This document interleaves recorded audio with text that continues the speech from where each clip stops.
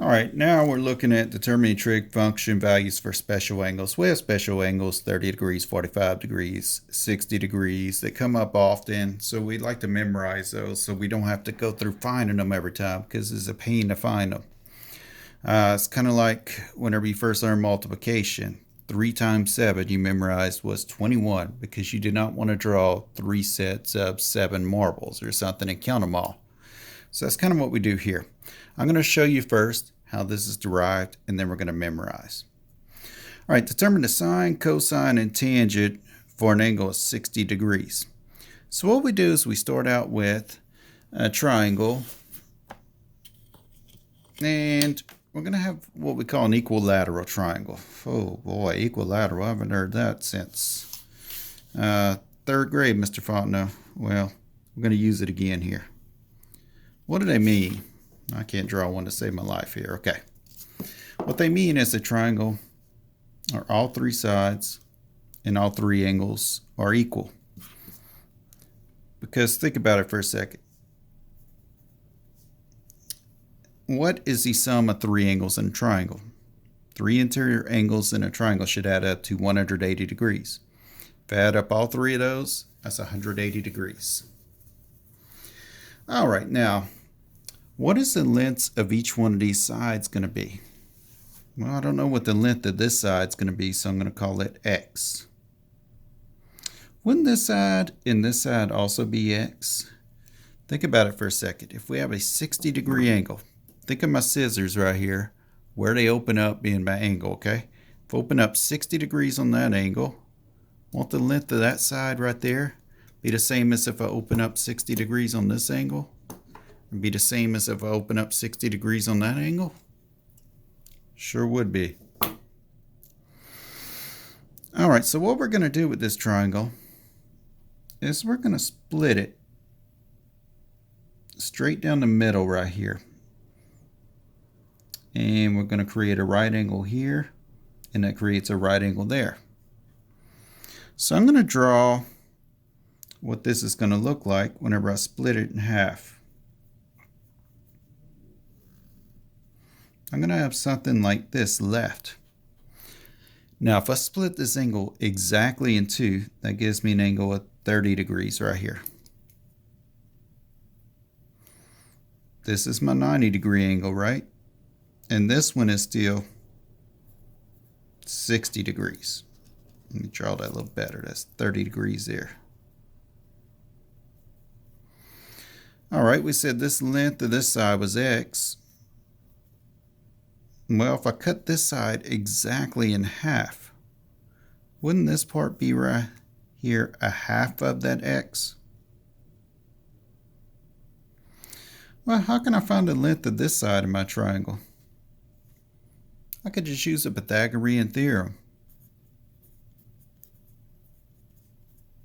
Okay, what's my hypotenuse? Remember, it's opposite of my 90, so that's x. So instead of c squared, I'm going to call it x squared. If we let this side length be a, then we have 1/2 x that goes in for a, and we need to square it, plus, just go ahead and call that side b. Don't know what it is yet, so it stays b. Let's square this. 1/2 squared is 1/4. X squared is just that, x squared plus b squared is equal to x squared. Remember, we're solving for b, so let's go ahead and subtract a 4th x squared from both sides. So b squared is equal to x squared minus 1/4 x squared. Or I could say b squared is equal to, isn't that really 1x squared? Or I could say 4/4 x squared minus 1/4 x squared. What's 4/4 minus 1/4? 3/4 x squared. Well, we want to know what b is, not b squared, so we're going to take the square root of both sides.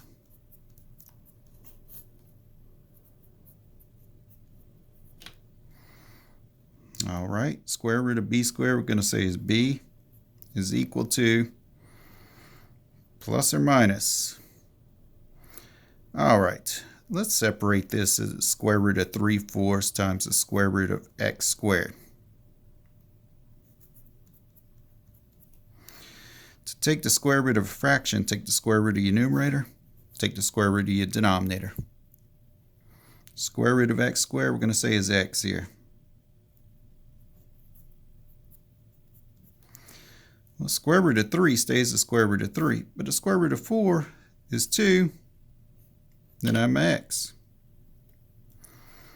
Now what is b? b is the length of this side of the triangle. So the negative doesn't make sense in the context of this. You can't have a triangle with a negative length. So I'm just going to say b is the square root of 3 over 2x.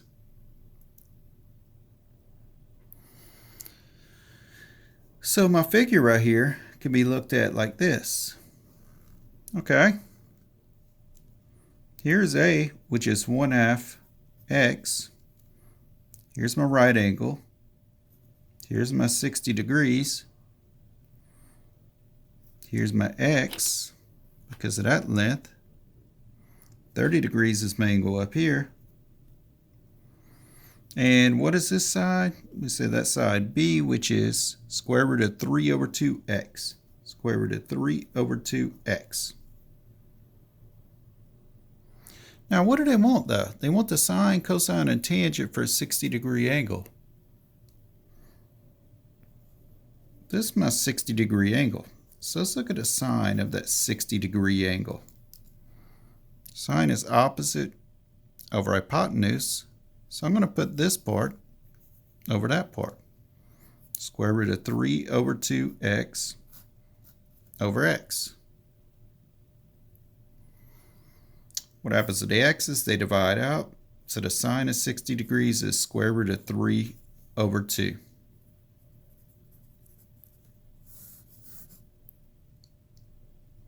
How about our cosine of 60 degrees? If I look at 60 degrees here, cosine is adjacent over hypotenuse. So that'll be 1/2 x over x. X's divide out. So what's the cosine of 60 degrees? It's 1/2. How about our tangent of 60 degrees? Tangent's what? Opposite over adjacent. So I'm going to have square root of 3 over 2x over 1/2 x. X's divide out. And what do you do with dividing fractions? You write the numerator down how it is, change it to multiplication, and multiply by the reciprocal at the bottom. Oh, those divide out. We have square root of 3. So the tangent of 60 degrees is equal to the square root of 3.